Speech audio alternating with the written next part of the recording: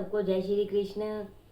आज श्रीमद् भागवत महापुराण के चौथे स्कंद की कथा का चौथा दिन है और आज का अध्याय है सती का अग्नि प्रवेश और दक्ष यज्ञ विध्वंस।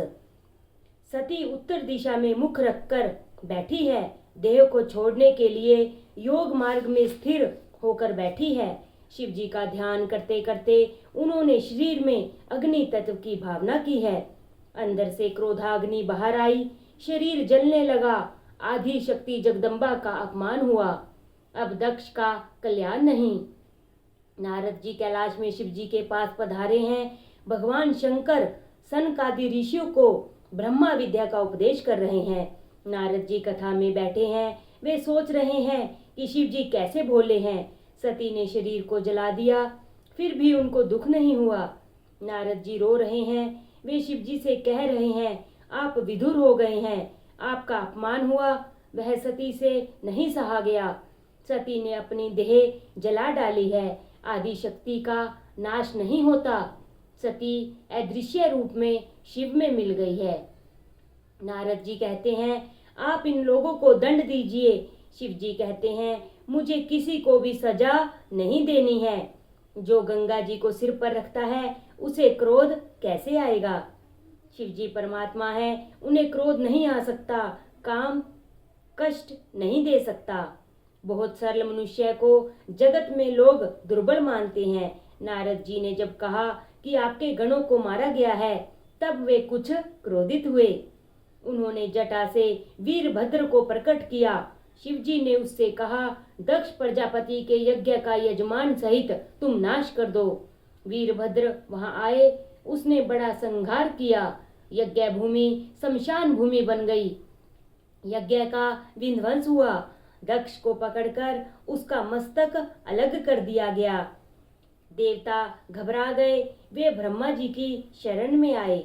ब्रह्मा जी ने सबको उपलम्ब दिया कि जिस यज्ञ में शिव जी की पूजा नहीं होती थी वहां क्यों गए। जाओ, जाकर शिव जी से क्षमा याचना करो। देवता कहते हैं, हमारी अकेले जाने की हिम्मत नहीं है, आप हमारे साथ चलिए। भगवान शंकर की कृपा के बिना सिद्धि नहीं मिलती। कैलाश की तलहटी में सिद्ध महात्माओं के आश्रम है।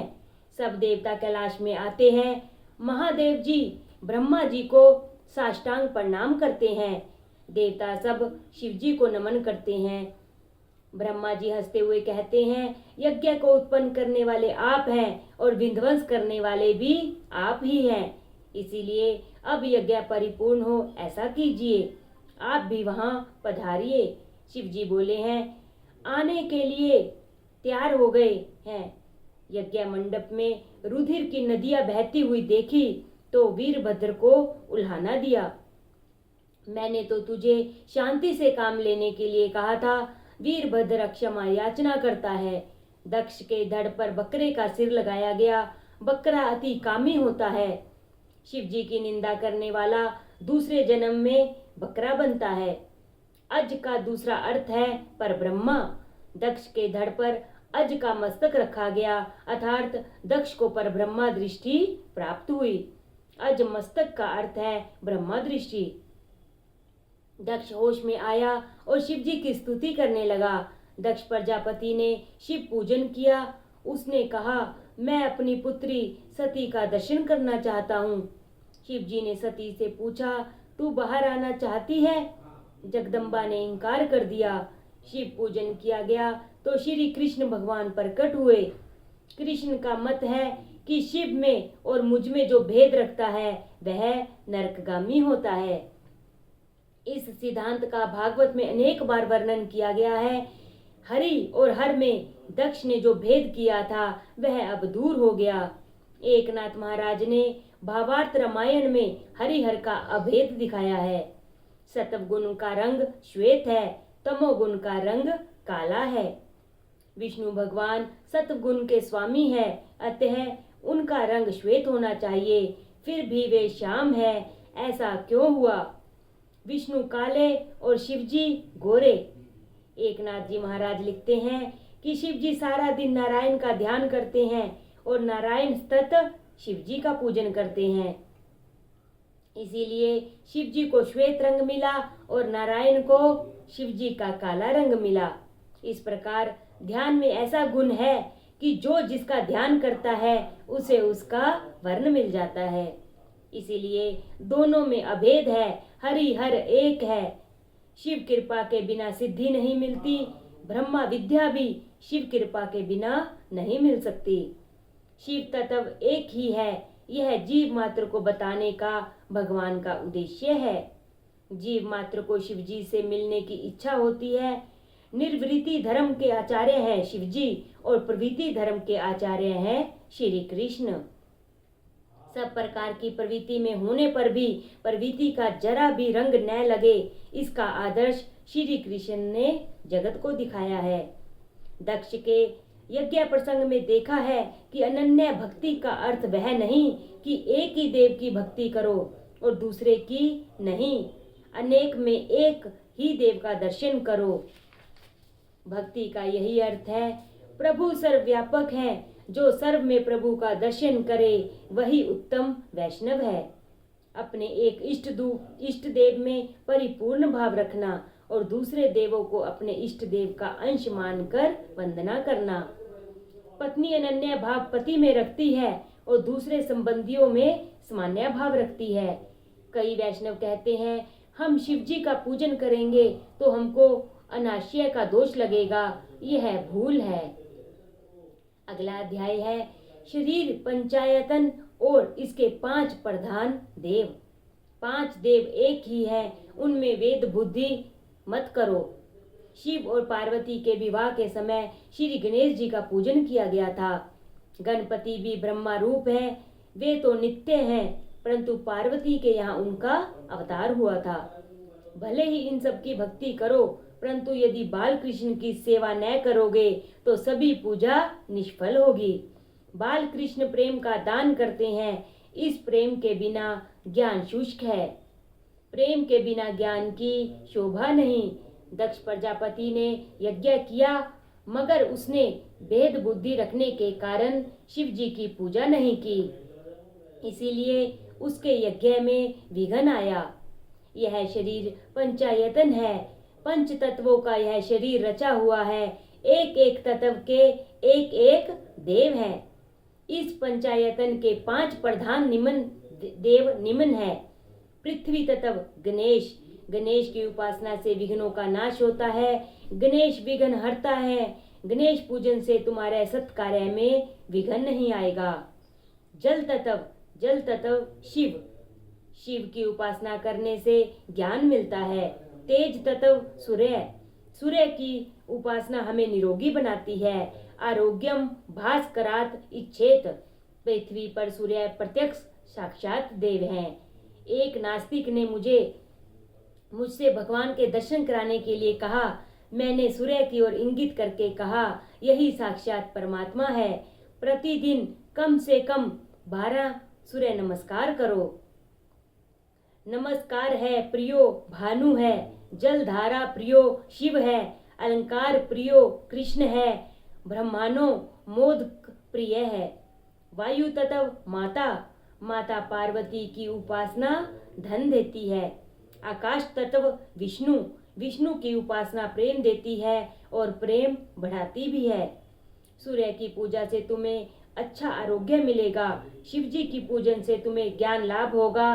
पार्वती की पूजा से संपत्ति होने पर भी संपत्ति प्राप्त होगी।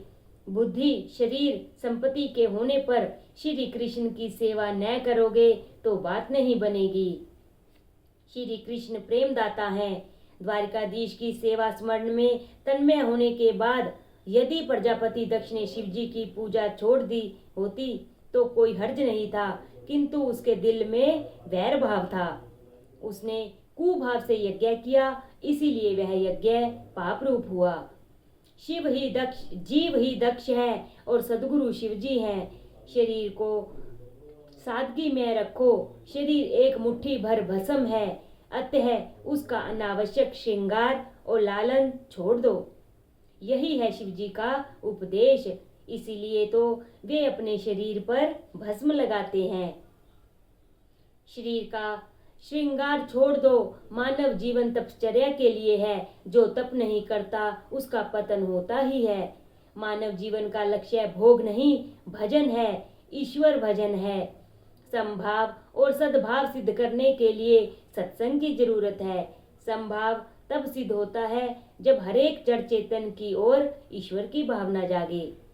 मानव अवतार परमात्मा की आराधना और तप करने के लिए है। पशु भी भोगों का उपभोग करते हैं।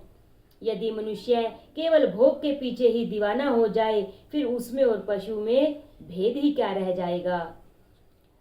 प्रभु ने मनुष्य को बुद्धि दी है, ज्ञान दिया है, पशु तो कुछ नहीं दिया है। आने वाली कल की चिंता मानव कर सकता है, पशु नहीं। न तो देव तप कर सकते हैं और न तो पशु। देव पुण्य का उपभोग कर सकते हैं, तपश्चर्या का अधिकार केवल मनुष्य को ही है। मनुष्य विवेक पूर्वक भोग का भी उपभोग कर सकता है। मनुष्य जीवन विविध प्रकार के तप करने के लिए है। तप के कई प्रकार हैं। कष्ट सहते हुए सत्कर्म करना तप है। उपासना भी तप है। पूर्णिमा अमावस के दिन पवित्र माने गए हैं। उन दिनों अनशन करना चाहिए। परोपकार में शरीर को लीन करना भी तप है। गीता में तप की व्याख्या करते हुए कहा गया है, भाव संशुद्धि रित्ये ततपो मान संयुच्यते। भाव संशुद्धि बड़ा तप है। सभी में ईश्वर का भाव रखना भी तप है। सभी में ईश्वर विराजित है, ऐसा अनुभव करना भी तप है। अर्थात अंतकरण की पवित्रता से हृदय में सदा सर्वदा शांति और प्रसन्नता रहेगी। प्रिय और सत्य बोलना वाणी का तप है। पवित्रता, सरलता, ब्रह्मचर्य, अहिंसा शरीर संबंधी तप हैं। सभी के प्रति समभाव और सद्भाव रखने वाले के मन में कभी भी काम प्रवेश नहीं पा सकता। विकार और वासना को नष्ट करने का यही श्रेष्ठ उपाय है। जो सभी की ओर सद्भाव रखे और सभी में ईश्वर के अंश का अनुभव करे तो वह सफल होता है। प्रजापति दक्ष ने यज्ञ में शुद्ध भाव समभाव न रखा, अतः उसे दुख सहना पड़ा। उसका यज्ञ से कल्याण न हो पाया क्योंकि उसने शिवजी के प्रति कुभाव रखकर यज्ञ किया था। दक्ष ने यज्ञ करते हुए भी हृदय में दुर्भावना रखी, इसीलिए वह शिवजी की पूजा नहीं करेगा। इसी कारण से यज्ञ कार्य में बाधा उत्पन्न हुई। अतः किसी की भी ओर कुभाव न रखो, तभी धर्म सफल होता है। सद्भाव रहित होने के कारण दक्ष का धर्म कार्य अधर्म कार्य हो गया। प्रजापति दक्ष के यज्ञ की कथा का उद्देश्य हरिहर का अभेद बतलाने का है। शिव चरित्र की यह कथा वक्ता और श्रोता के पापों को भस्मीभूत करने वाली है। अधर्म के वंशजों से सावधान रहो। चौथे स्कंद के 8वें अध्याय के प्रथम 5 श्लोकों में अधर्म के वंशजों का उल्लेख है। यह श्लोक महत्व के हैं। पुण्य न कर सको तो कोई बात नहीं, लेकिन पाप तो मत करो। अधर्म की पत्नी का नाम है मृषा देवी। मिथ्या भाषण करने का बुरा स्वभाव, उसी में से दंभ का जन्म हुआ। लोग वैष्णव तो कहलाना चाहते हैं, किंतु सच्चा वैष्णव होने की इच्छा कोई नहीं रखता। दंभ का पुत्र लोभ और लोभ का पुत्र है क्रोध। क्रोध की पुत्री दुरुक्ति अर्थात कर्कश वाणी है। महाभारत के युद्ध के और रामायण के करुण प्रसंगों के मूल इस कर्कश वाणी में ही है। पैर फिसलने से जब दुर्योधन गिर पड़ा तो भीम ने कहा, अंधस्य पुत्र है, अंध है। दुर्योधन ने इन शब्दों से लज्जा और अपमान का अनुभव किया और परिणामतः महाभारत का दारुण युद्ध छिड़ गया। सीता जी ने जब वन में लक्ष्मण को कर्कश वाणी से भर्त्सना की तो उनको इच्छा न होते हुए भी मारीच राक्षस के छल भरे शब्दों का पीछा करना पड़ा। लक्ष्मण की अनुपस्थिति में रावण सीता को उठा ले गया और रामायण का आरंभ हुआ। अतः कर्कश वाणी का प्रयोग कभी मत करो।